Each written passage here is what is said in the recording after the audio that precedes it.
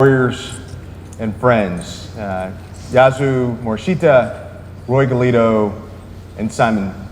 We're not going to go through full bio, but I'd just like to say a few things up front. First, General Morishita, the Chief of Staff of the Japanese Ground Self-Defense Force, trusted ally, staunch believer and friend when it comes to the Strategic Land Power Network. And he's been developing interoperability at scale in the JGSDF. During Yamasakura this year, we conducted a warfighter exercise with America's First Corps and the JGSDF and Australian Army were right alongside. But the leadership from General Morishita to not only lead that interoperability effort for the Army, but really lead the way for the Joint Force in Japan. Ladies and gentlemen, General Morishita.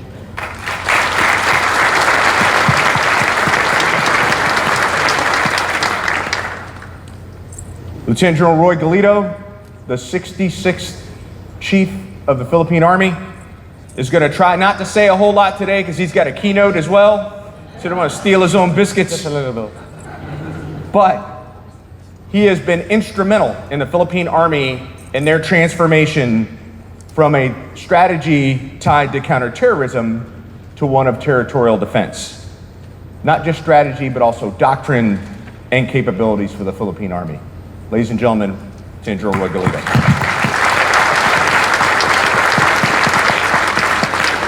And last but not least, Lieutenant General Simon Stewart, Australia's Chief of Army.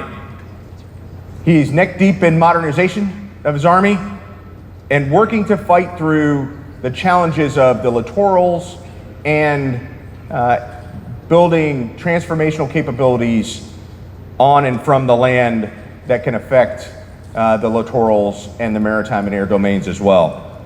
He's partnering right now, his Army, with U.S. Army Pacific through the 3rd MDTF, being right now deployed to Australia to tee up the exercises we're going to conduct together at Talisman Sabre. A great friend and a man, again, who is transforming his Army and working to keep us flat with interoperability, Lieutenant General Simon Stewart.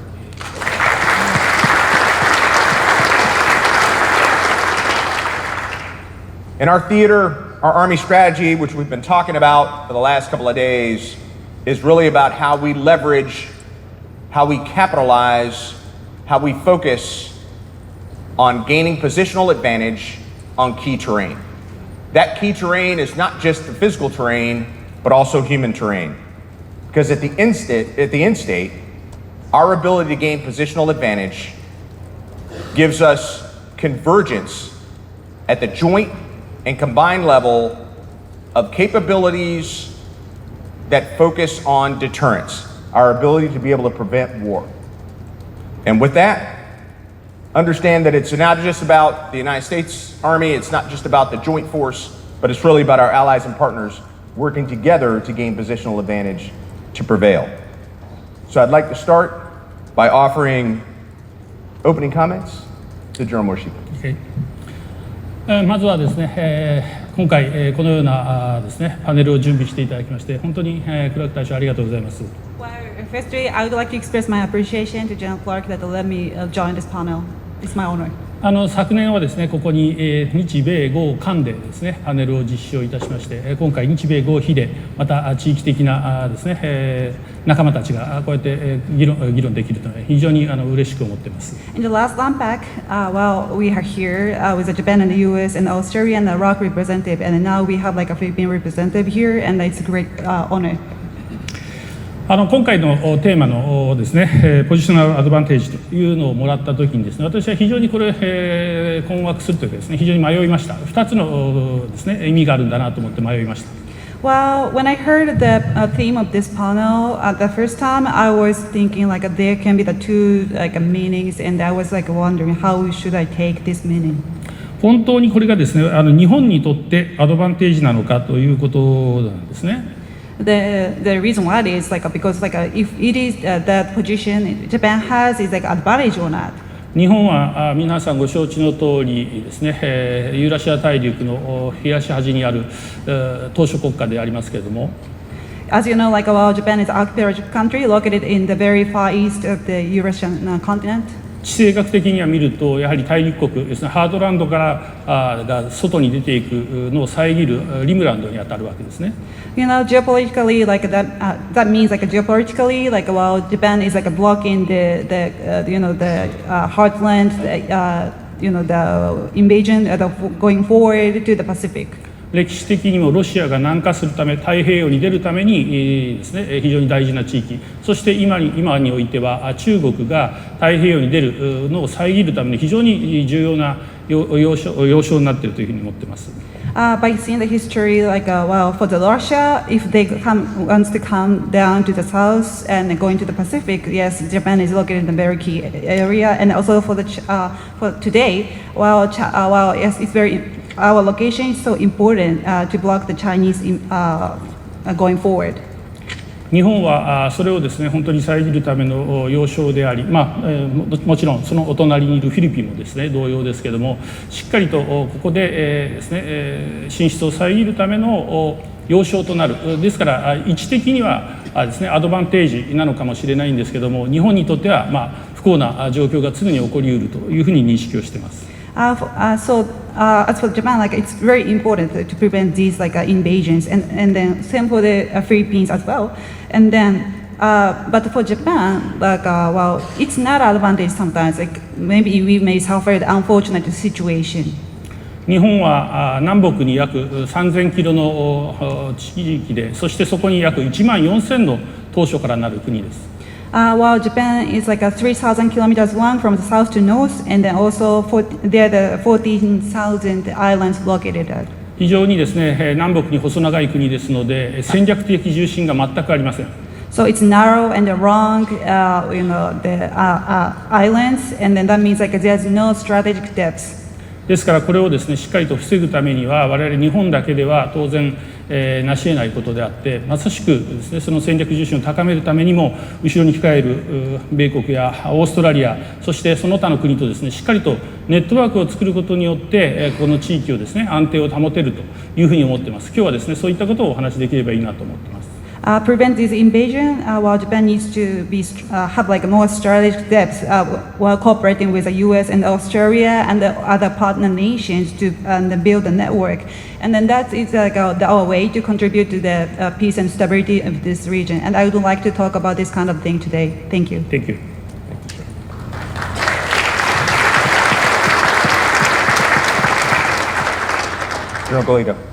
Aloha.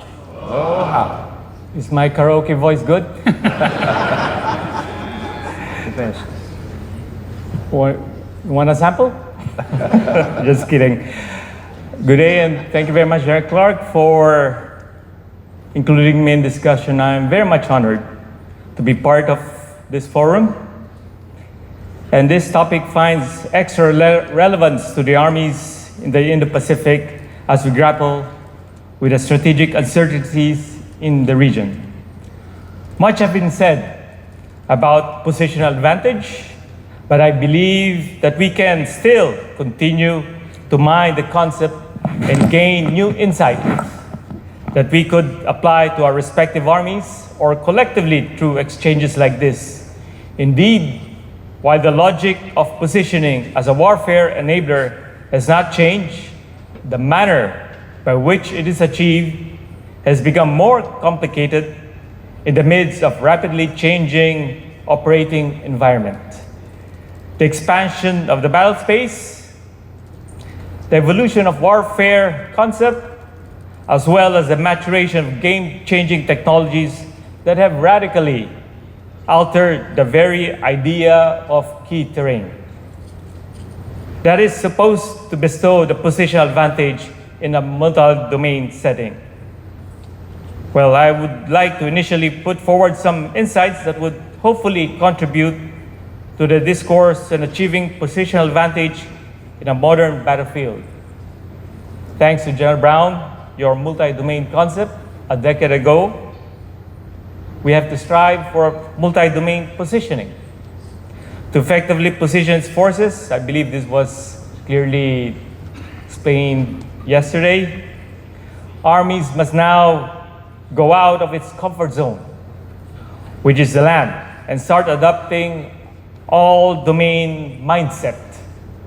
This does not mean competing with other services, but rather acquiring an all-domain perspective and investing in essential capabilities that would give them substantial cross-domain reach. Second, I believe this is something new. We should never neglect cognitive positioning, or the human side of it. Related to the first point, which espouses a holistic approach to positioning by properly understanding the interplay among physical, virtual, and cognitive domains, it needs to be emphasized that cognitive positioning is as critical as physical positioning. Cognitive positioning gives us legitimacy and morality of action and clarity of purpose. At the same time, splinters the adversaries, cohesion, and clouds the decision-making calculus. And last, aspire for positional advantage across the spectrum of conflict. Typically, we have two thoughts. One first thought is advocating for position in preparation for the conflict itself. And the other one is where the thought of positioning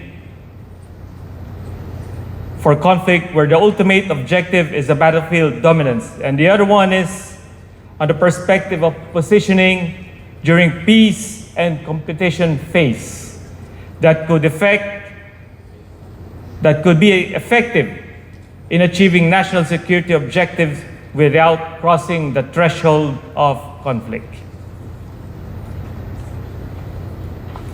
That, General Clark, is my opening statement that should trigger some good questions for you. Thanks, Roy. Simon, the floor is yours. Yeah, look, thanks very much for the opportunity to be among friends and have this discussion. Positional advantage campaigning through combined and joint land power in competition was the exam question that we've been set today. So I would offer in opening just 5 points to frame our discussion, and some of them have already been very articulately put by General Morishita and General Kagalito. The first, of course, is what's the purpose of campaigning in competition? Very clearly, it's to deter conflict, to deter a war. Deterrence can be somewhat of an ill-defined concept.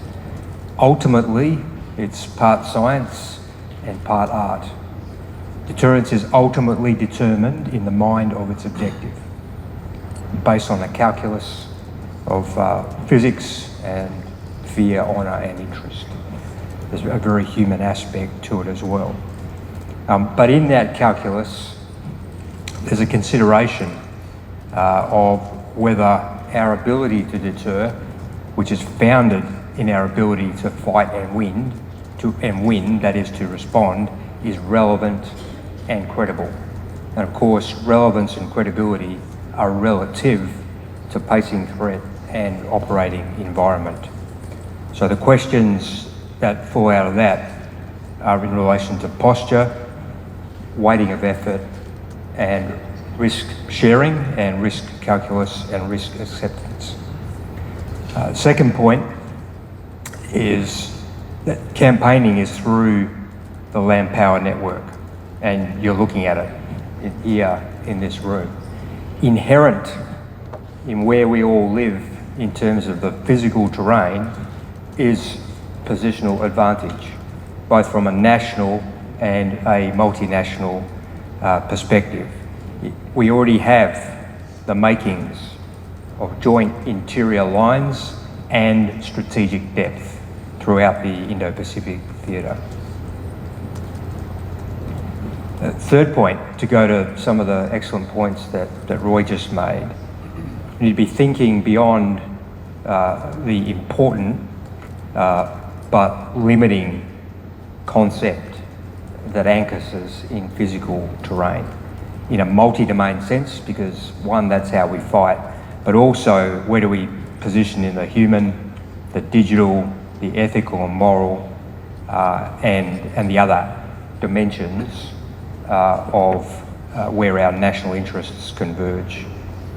I think it's also important to look at it from a temporal perspective, because we can't be everywhere with everything all the time. So our challenge is, how do we create what we call windows of convergence in time and space in order for us to be able to apply our asymmetric effects. And in those windows, perhaps a useful way of thinking about what it is we need to apply is what I describe as the value proposition of land power in the Indo-Pacific in the 21st century.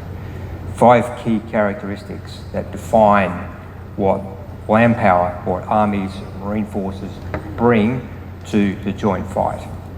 First is presence. We are there every day in key terrain.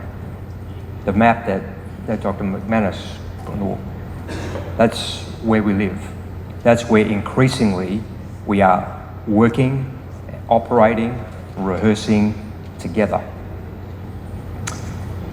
That's at a national level and a multinational level. Secondly, persistence. The soldier is the ultimate all-weather capability, all-terrain capability. Armies, land forces can persist and create persistent effect. The combination of presence and persistence means that we can apply our asymmetry. We heard yesterday repeatedly the asymmetric effect that standing land forces can have when positioned in the right place, the right time, with the right lethality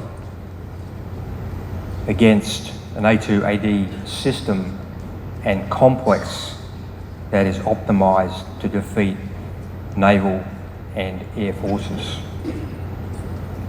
But I'd also say that there is great asymmetry to be had at the tactical level through the defence.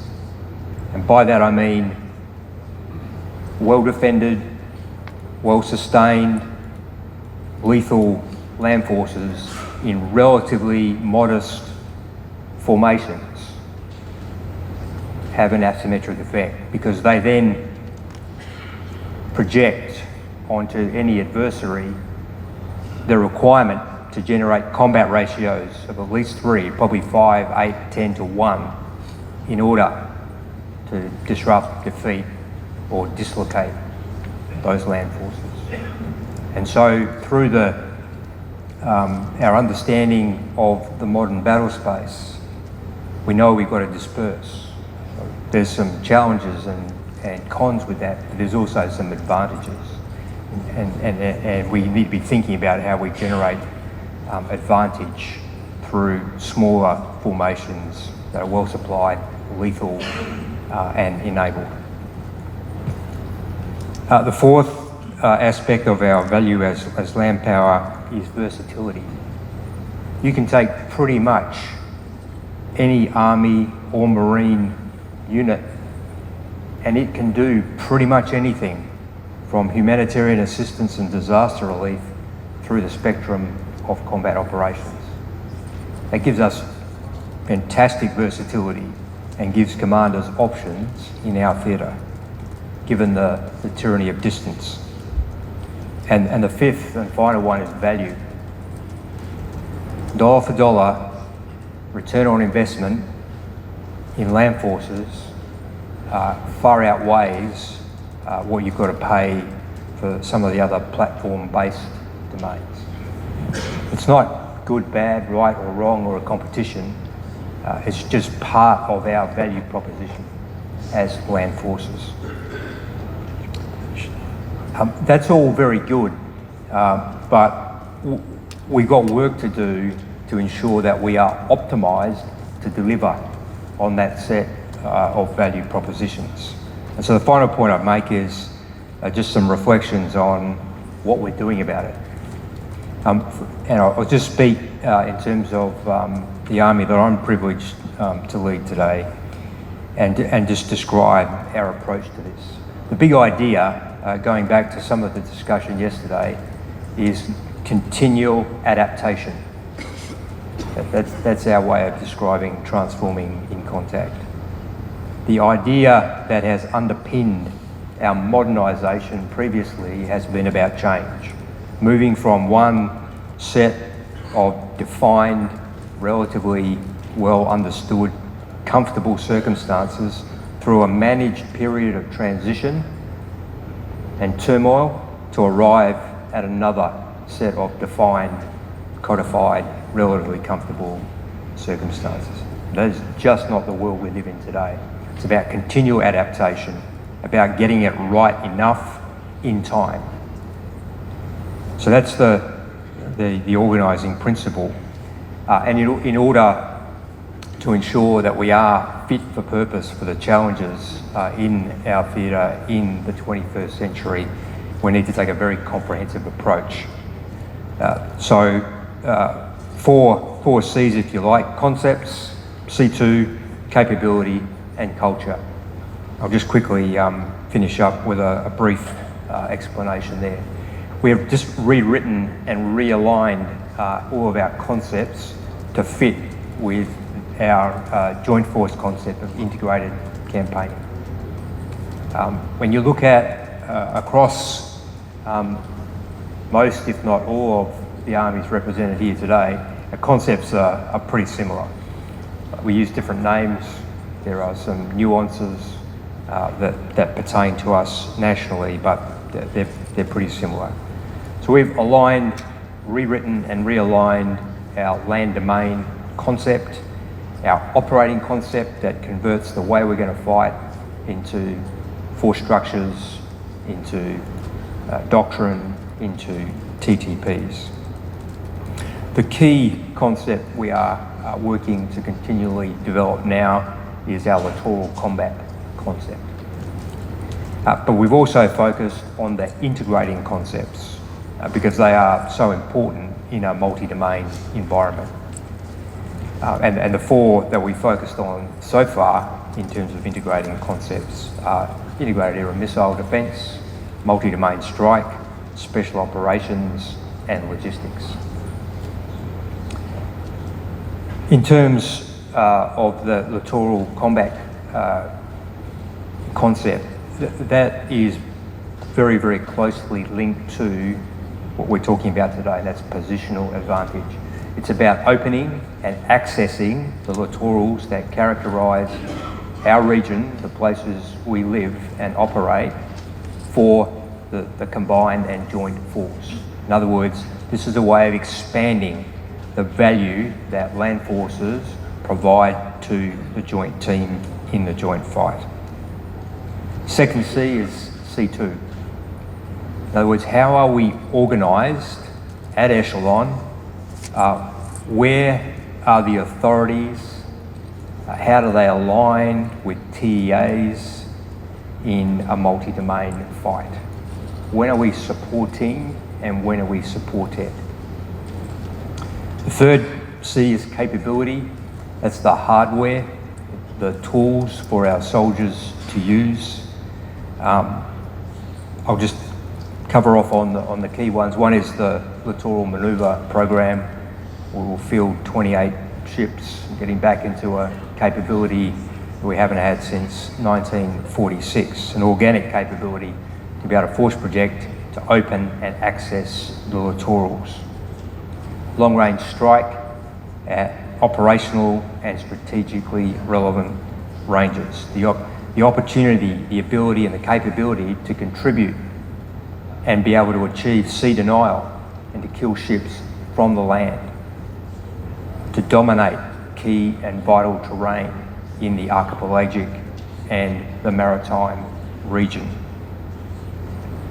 Our combined arms fighting system, our ability to close and defeat an enemy, whether that's in the defense, the offense, or the combination of the two, and generate that asymmetric advantage. And then, of course, the underpinning and enabling functions across land, sea, for, and sustainment. And then finally, our culture. How do we build, train, educate, and experience resilient soldiers who can form part of cohesive teams that are led by leaders who have been set up for success and are able to lead in the complexity of the times?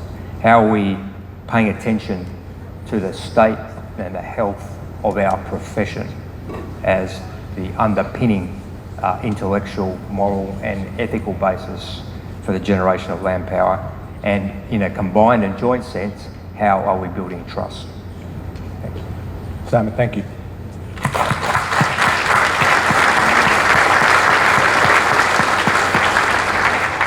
So, gentlemen, as we think about positional advantage, in your opening comments, we talked about conceptually how we're all going about thinking about solving some of these challenges.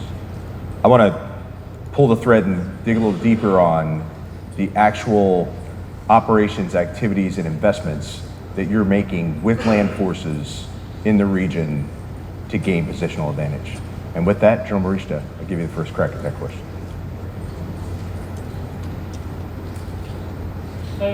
先ほど申し上げましたように、我々としてですね、今非常に危機に直面していると、日本は直面しているというふうに認識をしており、2022年にですねの12月に我が国として国家安全保障戦略、そしてそれに基づく防衛戦略というのを策定いたしました。Well, as I said a little bit before, for Japan, we feel the sense of we are facing the crisis now. So December 2022, we established a national security strategy and a national defense strategy.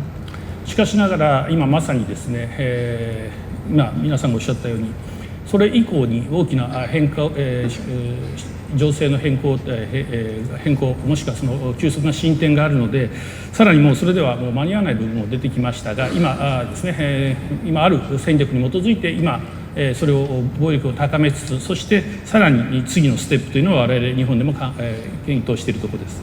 However, as my two friends just mentioned, the situation today is dramatically changing, and then so we try to be that flexible, and then we try to develop our forces, our capabilities, and then somehow in the flexible way to see the next step. まずですね、今現在の戦略の中で申し上げますと、一つはまずは対処力ということで、我が国の防衛力、それ自身をですねしっかりと高度化し、この防衛力を高めることをまず第一義としています。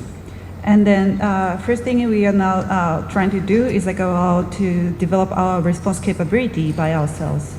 これは今長射程火力ですとか機動力をしっかりと機動展開力を増強する話、そしてさらにはですね、宇宙、サイバー、電磁波を含めたフルスペクトラムでしっかりと戦える能力というのを今投資して、それを急速に向上しようとしております。For instance, we try to introduce a long-range fire and also develop our high mobility. And also, we introduced the fields of the space and cyber and the AW part, and then so that we can fight in the full spectrum way. そしてですね、唯一の同盟国である米国とですね、しっかりと連携を取り、相互運用性を高め、二国による対処能力を高めると、共同対処能力を高めるということを2つ目に掲げています。And also, we try to develop the cooperation with the U.S., which is only ally for Japan, and then we try to develop our interoperability and also response capability.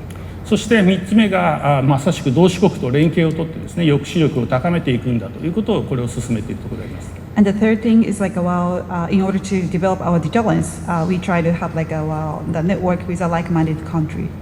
しかしですね、先ほど申し上げましたように非常に情勢大きく変わってきて、国防衛安全保障戦略を作った時にもうすでにウクライナ戦争がウクライナとロシアのですね紛争が始まってましたが、それがさらにですね今長期化して状況が変わってきている、もしくは他の地域でも大きな紛争が起きたりですね、情勢が非常に変わってきて、もともと我々が持っていた戦略でも対応できなくなってきているのではないかという認識を持っています。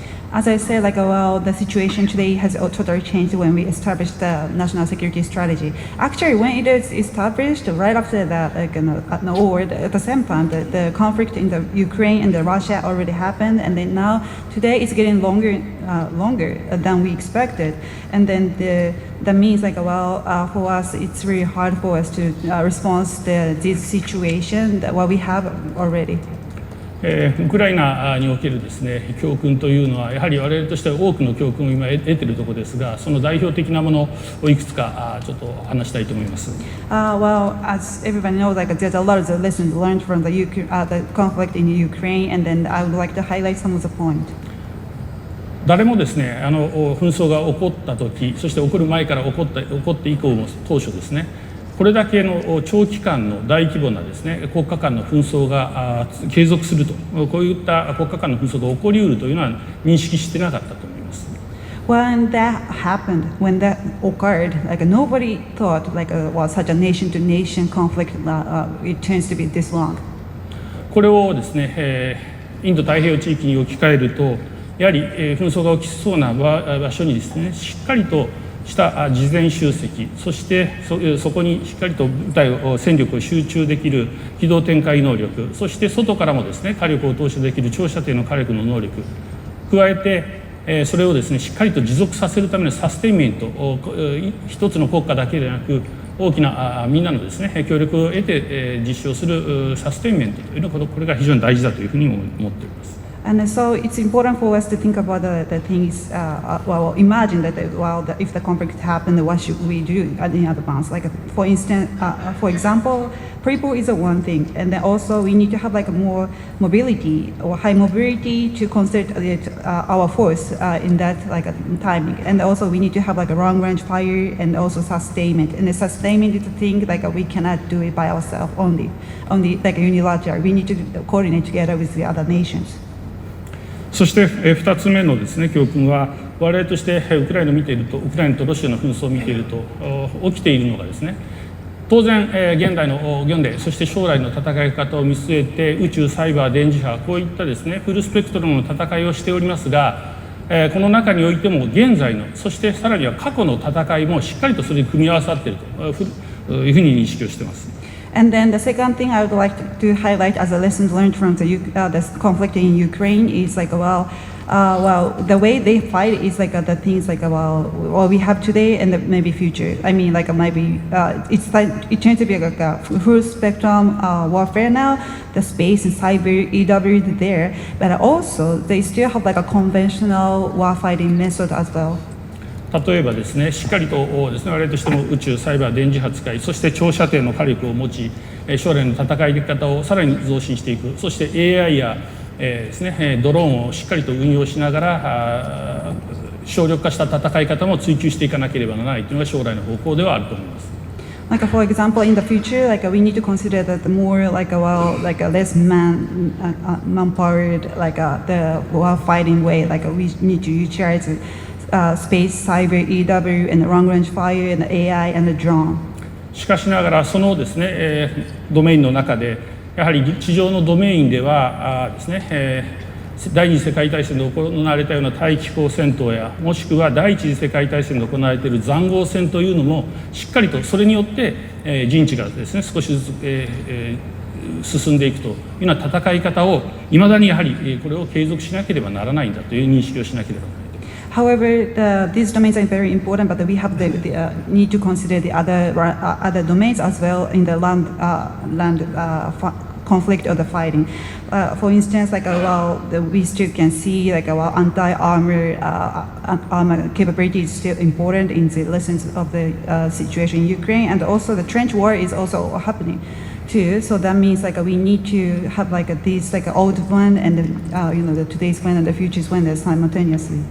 そしてですね、今それに関係するんですが、最終的に今ですね、停戦交渉が行われて始まろうとしておりますが、今の現状を見てもやはり最後はしっかりと国境線を兵士がどれだけ守っているか、いわゆる兵士がいるところが国境線になっているということだと思います。And also the very important thing is like, well, now that they start to do like a negotiation for the ceasefire, though, but still the borderline, the national borderline is like where the actual force or the actual soldiers are located at. これはランドパワーがですね、陸軍種がしっかりとその地上を確保するということが、過去の戦争からですね、全く変化していないということです。It means like nothing has changed from the past like war. The land power needs to capture it and then they seize the borderline in the land. これを太平洋ですね、インド太平洋地域に置き換えて我々のところに置き換えると、大陸での戦い、そして海や島嶼での戦いというのは状況は大きくは変わると思います。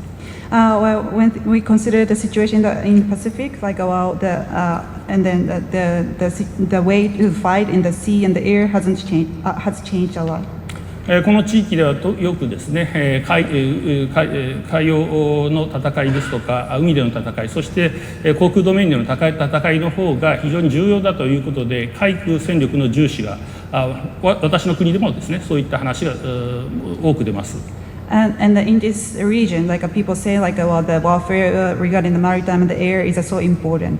しかしながらやはり海軍戦力、そして航空戦力というのは非常に有利ですけれども、機動力も持っていてパワーも非常に大きいんですが、やはりそれがですね、常続的に、気象やその他の影響を受けながらですね、受けるもので、持続的にそれを行使するのは難しいというふうに思っています。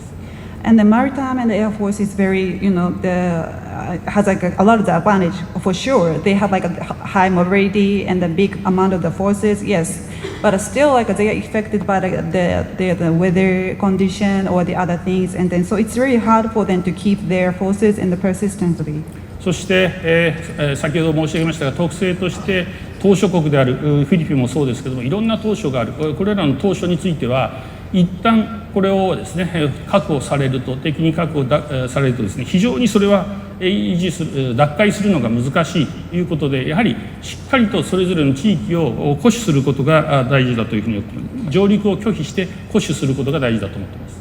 The same as the Philippines, like well, as for the archipelagic country, it's really hard for us to recapture our territory once it is captured. So we need to keep staying there and then while protecting the own territory. このためですね、我々として先ほどのですね、言った現在持っている戦略に沿って防衛力を強化していくわけですが、その中でも我が国のですね、陸上戦力の強化も一つのドメインのですね、強化ということとともにですね、一番最初にオープニングで申し上げたように、自らの国だけではなく各国との連携をとって、この国ではこの地域ではインド太平洋地域においてこういった紛争を起こさせないと、みんなが共通の認識を持ってですね、活動する平素の抑止が非常に大事だというふうに思っています。And then, well, as for Japan, like Japan will develop its own force under the strategy we just established, and then, well, it's just not like develop just one domain. Like, well, we need to understand that, well, it's really important for us to keep having like a tolerance, as I said, like about with the other country as well. It's really well important to have like a network. That's all. Thank you. Yes, thank you. Roy, how are you gaining positional advantage in the Philippines? Very interesting. Well, as you've mentioned, we are in the stage of transitioning from addressing our internal problems to external. In terms of our internal security, we have definitely gained positional advantage through our internal adversary. And this was achieved through the one I mentioned, through taking advantage of the cognitive domain and the whole nation approach. And to our possible adversary, well, I can correlate this to, are you aware that the number one or the most much sought after sports in the Philippines is basketball. Are you aware of that? And our goal is to play in the Olympics. This is a correlation. We beat China. No, frankly speaking, So did we, by the way. no, frankly speaking, it's like, how can a 5-footer players beat 6 to 7 feet players? We looked up our human terrain and we brought in hybrids. From Australia, from the US, from Europe. And we beat China in a basketball game. I don't want to spill what I have for the positional advantage of our armed forces. I'll explain it later. That's good enough. Well done. Simon. How do you follow that? I just offer that when you look at what we are collectively doing together, it increasingly looks like a campaign. And the factors that have generated that campaign approach and the campaign effects are that we have taken a series of exercises and deliberately turned them into operations, activities and investments where we rehearse and demonstrate our collective capability. We've grown the number of bilateral, minilateral and multilateral fora across the Indo-Pacific. And there are two words that are recurrent in every single one of those agreements. They are comprehensive and reciprocal. And we have focused on the coordination and the synchronisation of what we are already doing together to generate that campaign effect. This has occurred at lightning speed in relative terms.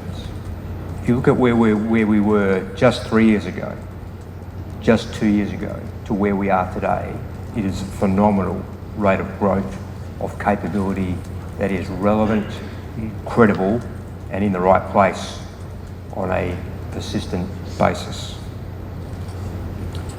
So we've gone from more flags is better, the flags are there, we're all there together, to increasing the sophistication, the depth and the scope of the operations, activities, investments, excuse me, that we're doing together.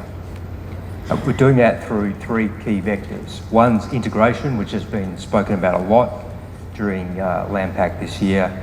People, procedures, the way we operate, we're doing, I think, exceptionally well at.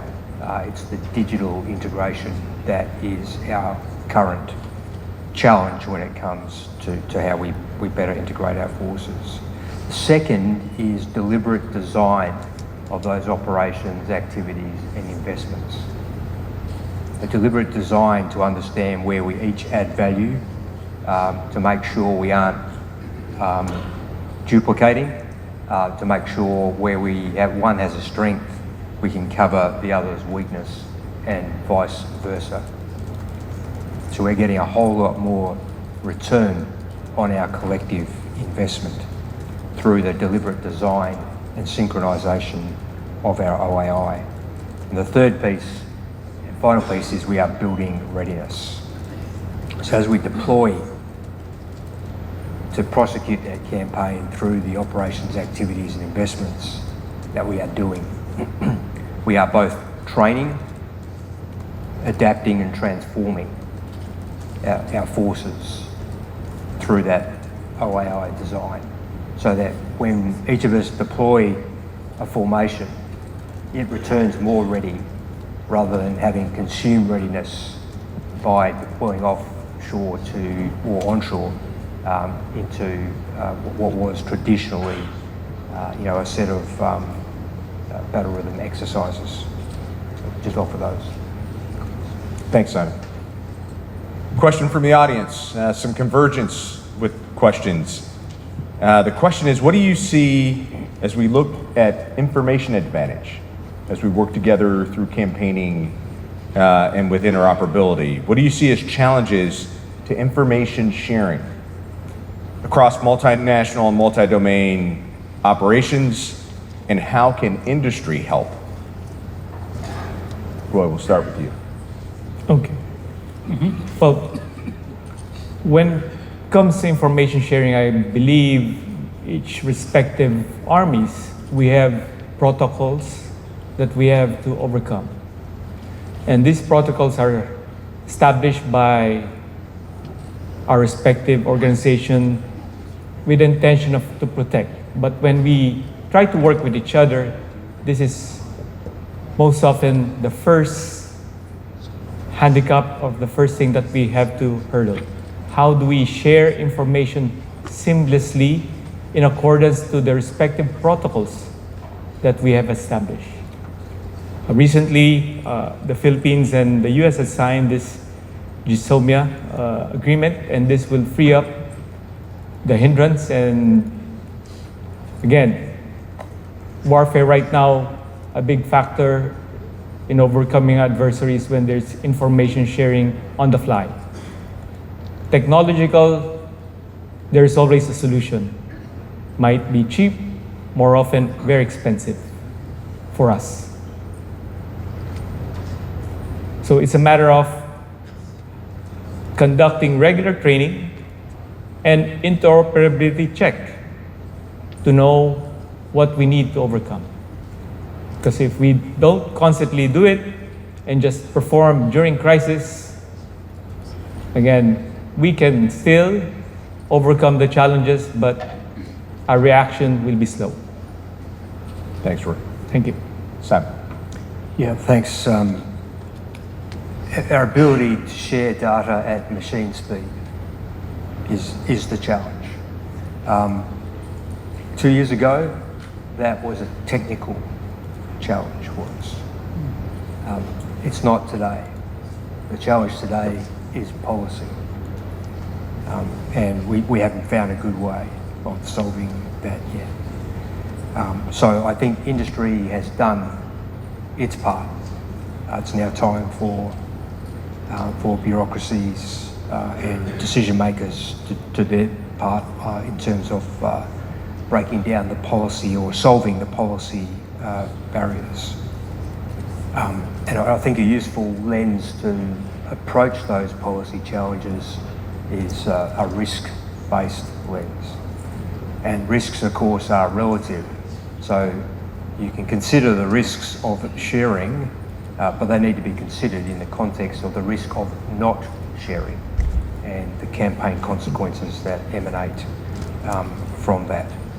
In terms of what we are doing together, I think a game changer in the first instance, a first but significant step is the proliferation of SBU and SBU encrypted networks, so we can communicate, and it's a good way, I think, in accordance with the policies that currently apply. But when it comes to closing the kill web in what are generally, certainly in our case, still Type 1 haste systems, sharing data at machine speed is the challenge that we need to solve.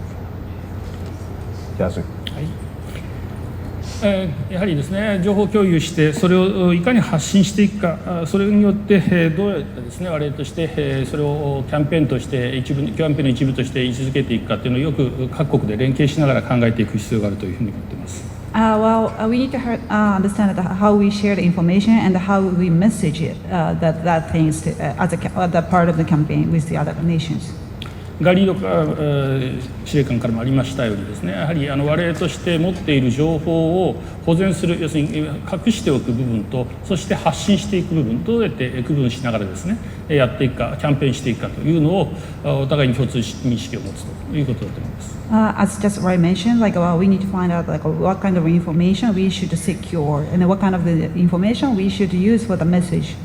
もちろん発信したメッセージがですね、相手にどれだけ負荷をかけられるかというのは効果をなかなか判定しにくいところもありますが、それの効果の判定を同じ共通認識を持って活動していくということも大事だと思います。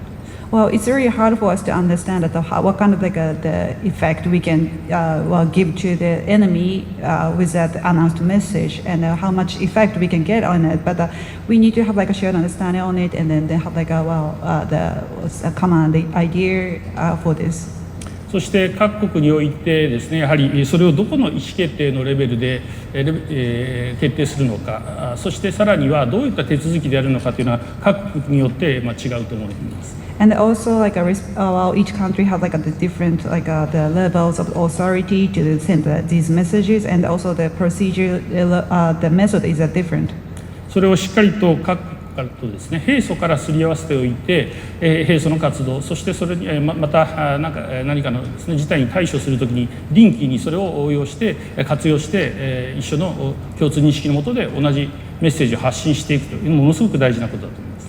And from peacetime, we need to practice this kind of thing, and then you can utilize it to send the message regarding what we have in the peacetime in today's activity, and also we can utilize it in the conflict when it changes to be conflict as well. And then it's very important to work on this together. まさしくですね、一番最初にガリード司令官が言ったように認知戦での戦い、このために我々としてもそれにですね平素からしっかりとキャンペーンプランとしてですね整合していくということが大事だと思っています。As General Garrido just mentioned, especially the cognitive domain is so important, and then we need to have a shared understanding on it. Thank you. Thank you. And from our perspective, really the feedback from all three of you encompasses some of the challenges that we're experiencing from the USERPAC side. For Simon, with Australia, we can somehow come together as two nations under AUKUS to collectively build a nuclear-powered, conventionally armed submarine, but we have challenges with regard to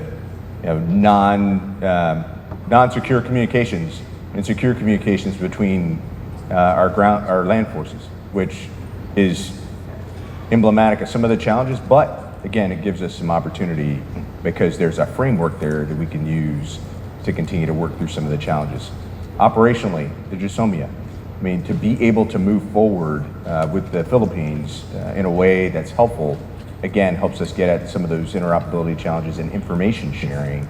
And if we can build a program like Centrix J that allows us to communicate point to point with a trusted ally in Japan, we should find a way, and we're working through some challenges associated with building a network and mission partner environment that allows us to share not just bilaterally, but multilaterally in competition, crisis, and conflict. So we're moving in the right direction. Next question. Lots of discussion about asymmetry and the capabilities that the land forces provide to the joint force.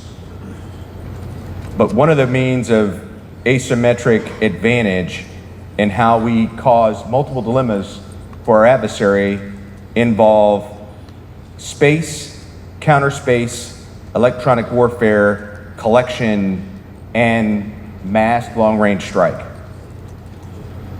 Are you satisfied with the progress that you've made with fielding and integrating asymmetric capabilities for your Army?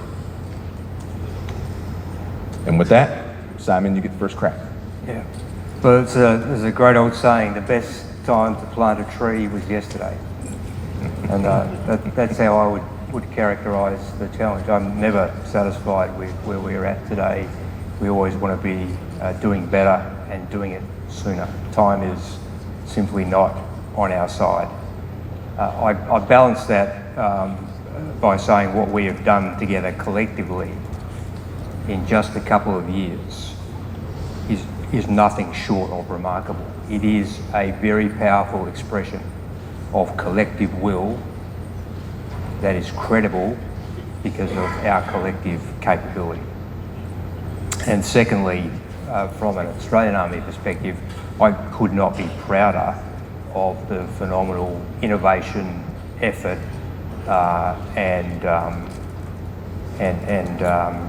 sheer hard work that our soldiers have delivered in just 2 years to substantively transform our army, our concepts, our C2 organisation, our capabilities in stride delivery today, and some serious looking in the mirror and adjustments, improvements to our culture.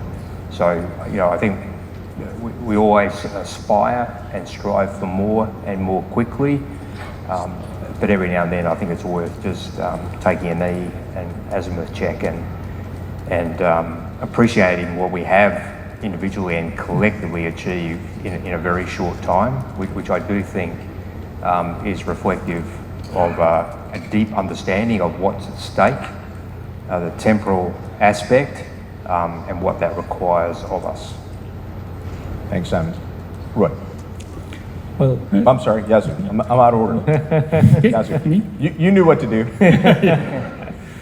ですね、今言われたようにですね、非対称戦へのですね、特に新しいドメインである宇宙、サイバー、電磁波等に関しての具体的な我々としての能力について、のご質問というふうに認識をしました。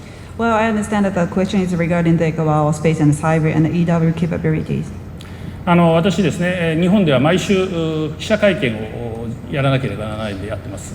Well, in Japan's case, like every week, like I have the duty to talk to the public. I mean, I have a public conference. この手の質問に関しては常にですね、私は具体的な能力をここでお知らせすることについてはですね、敵に能力をそのまま示すことになるので発言を控えますというんですけど。Like every time, like the people ask me about this capability, I always say like, well, if I talk to you now, that means like, well, enemy will know the specific the capability. So I can answer you specifically. I just say that. しかしながらですね、具体的には示せませんが、我々としてもものすごくこれは陸上自衛隊としても大事な能力だというふうに認識をして、今まさにですね、能力強化を行っているところであります。But what I can say is like still like it's very important domain for the Japan Ground Self-Defense Force as well as a part of the one part, and then so now we are trying to develop our capability on these items too. もちろん合衆国軍に比べるとですね、その今大きな能力のギャップはあると思いますが、それをさらに一緒に共同して戦えるように我々としても今それの拡充を図っております。Of course, comparing the U.S., there's a lot of big gap, but still, like we try to catch up with the U.S. side so that we can fight shoulder to shoulder. 陸軍士としてはやっぱりこれをですね拡充するために今まさしく同盟国であるアメリカとですね、アメリカ陸軍と、そしてさらにはですね NATO の国々を含めてですね、あらゆる国と今連携を取りながら、そして一緒にですね考えながらさらにそれを充実させていこうと思って今やっております。As the land force, I'm responsible to develop this capability, and then so we learned a lot of things for the U.S. Army, which is like the only allied for Japan, and also the NATO nations, and we discussed like how we should develop this capability so that and reach this domain. そして陸軍士としてということで言えば、我々としてはですね、地上に海空軍士のように機動力が高くありませんが、しっかりと地上にいて持続的にその効果を発揮できる、そして分散して小規模なものが分散してもそれが使えるというものをですね、我々として持っていきたいと思っています。As the land force, while comparing with the Air Force or the Navy, like we do not have like a high mobility though. While still like we can have like a continuous effort on land, and also like we can have like a dispersed like a small unit to make the effect. Yeah, so thank you. Thank you, sir. Roy. Well, for the Philippine Army, the Armed Forces of the Philippines as a whole, we are in the transitioning stage of projecting our territorial defense capability. The asymmetric warfare, when you talk to any Filipino armed forces member, first thing that would come into their mind is guerrilla warfare, which we are very good at.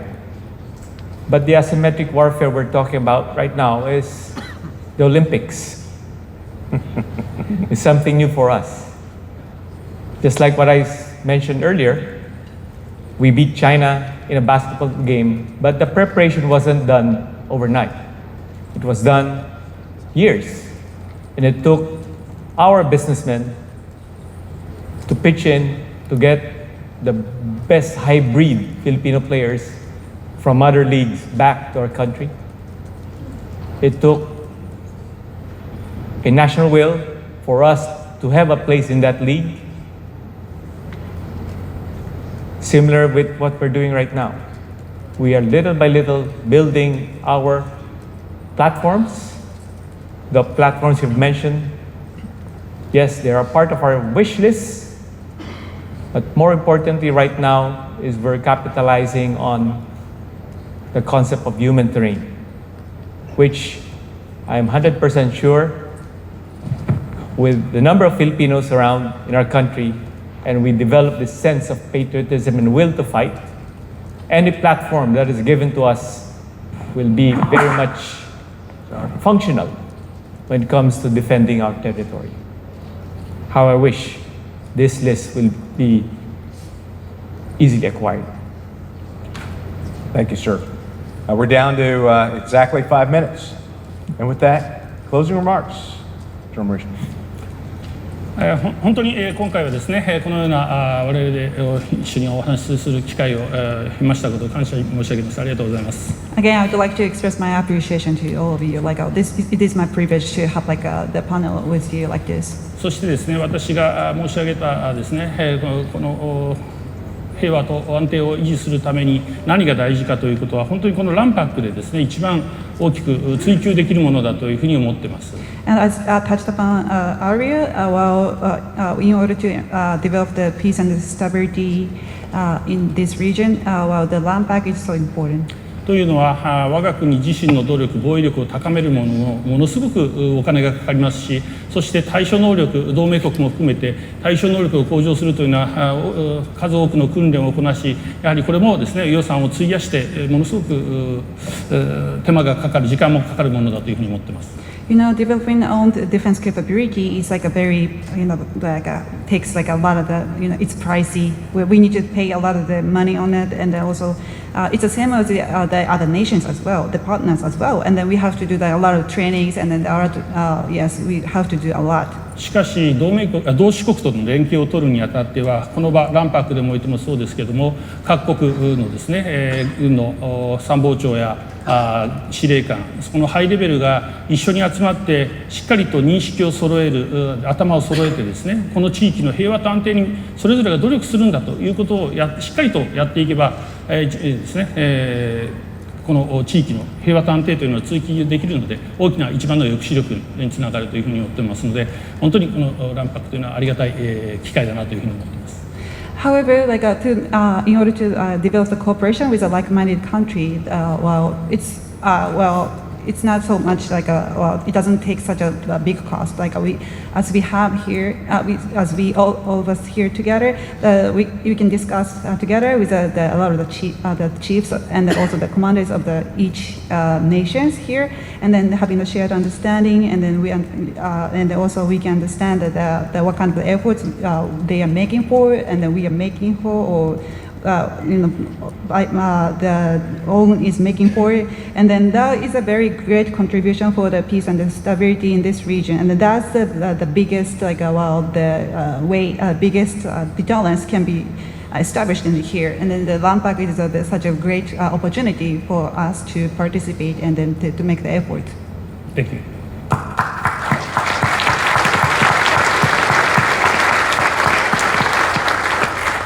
General Galito. Well, General Clark, thank you very much. Thank you very much, partners, teammates, for this opportunity for us to share our situation. I hope we can play basketball soon. Well, kidding aside, I didn't want to tell more because I don't want to spoil what I'll be saying this afternoon, and I hope to see you later. The quest for positional advantage is clearly becoming an imperative for national or collective survival. As contending forces race to find and secure the new high ground, the challenge lies mainly on how to recognize and leverage these key terrains in a multi-domain battle space with respect to its adopted strategy and capabilities to generate the envisioned positional advantage and benefits. Again, I have more to say this afternoon, so hope to see you. Thank you very much, General Clark. Mabuhay, aloha, mahalo.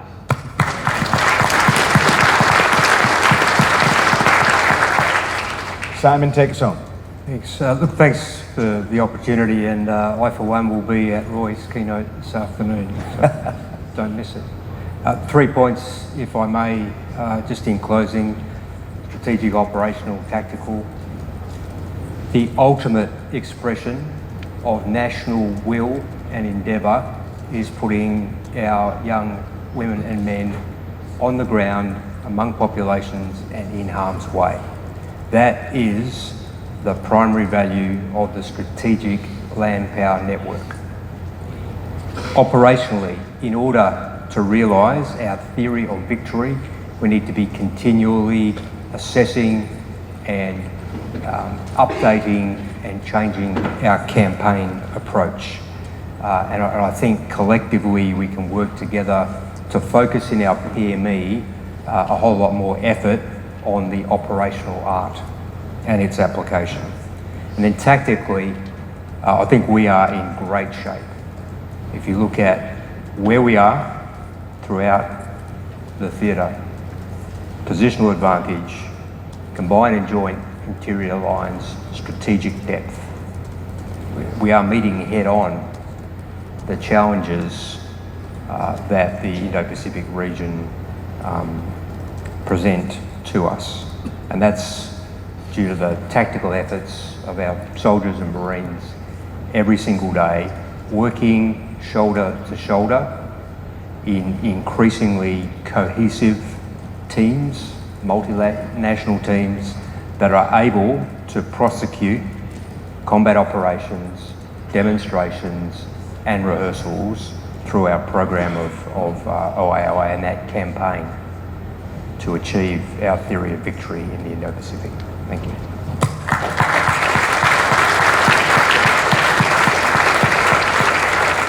And again, we're talking about positional advantage.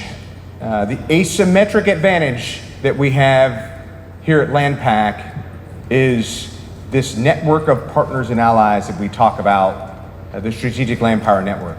It's evident throughout this room. So I want to thank AUSA and the team from LandPac for putting this forum together, for assembling this panel of absolute warriors and experts that it has been my complete honor to serve with. I'd be remiss if I didn't borrow one of Simon's Army's great concepts, and that's the concept of mateship. It's stronger than friendship. It's a bond forged through service together. And the spirit of mateship between the four of us is exceptionally strong, and I really appreciate my mateship with you. Because what it comes down to, at the end of the day, is this is about people. And there's no stronger human emotion than the feeling to belong, especially to something that is transformational, like the service to your country, shoulder to shoulder with your partners and allies in a noble and common mission to prevent war. And with that, thank you so much.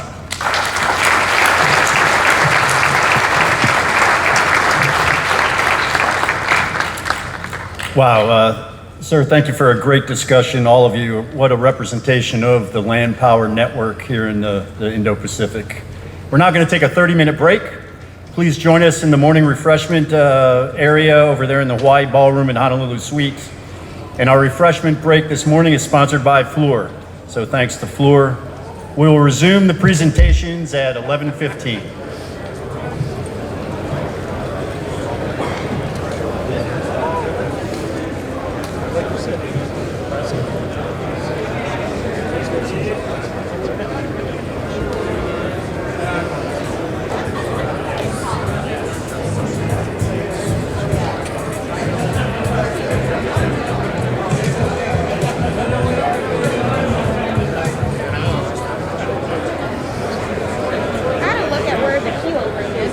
So I found everything.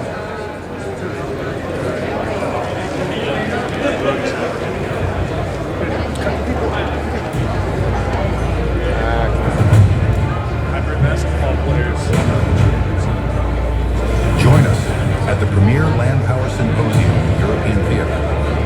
Register now at ausa.org/Europe.